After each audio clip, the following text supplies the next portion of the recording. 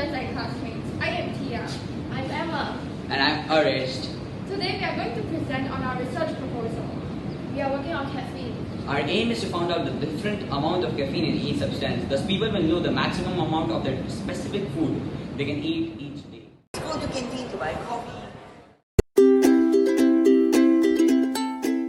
Many people buy coffee, yet a lot of these get wasted. How might they get wasted, you ask?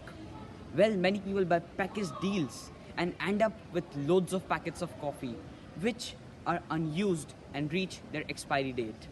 We also aim to use this easy method of extracting caffeine to fertilize plants instead of letting it go into those nasty bins. According to the link shown, a group of students conducted experiments to find out if caffeine can act as a fertilizer. It did work for one type of plant they used. However, this is still undergoing research, as there have been various results and there have been cases where the plants benefit as well as get harmed by the usage of caffeine as a fertilizer. Of using caffeine as a fertilizer is useful to gardeners. Through our research, we will be able to find other uses for caffeine, besides making people energized. We want to extract as much caffeine as possible from coffee.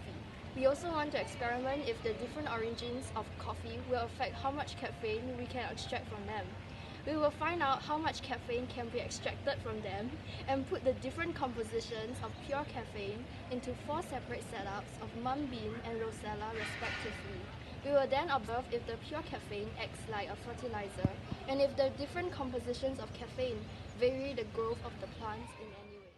We decided to split our data collection into 3 parts: extraction, analysis, and testing on plants. The extraction process first requires boiling sodium carbonate and the coffee together. Sodium carbonate helps make the coffee more soluble. The mixture is then poured into a separatory funnel with dichloromethane to separate the caffeine from coffee. Vacuum filtration is then used to crystallize the caffeine. When analyzing our results, we will measure the mass of caffeine we extract and determine the boiling point. For testing of plants, we will use mung beans and rosella. We will add a certain amount of caffeine into soil of each of the setups respectively.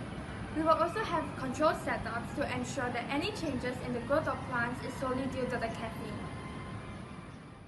How long will this project take? About 1 to 2 months. How to ensure that your results are reliable?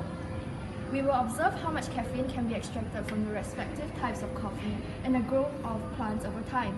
We will be observing the difference of new leaves grown and height of plant between the plant with caffeine added and the plant without.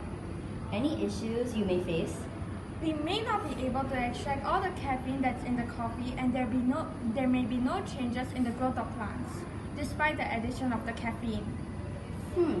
I think it's a really good project. Say no to coffee wasted.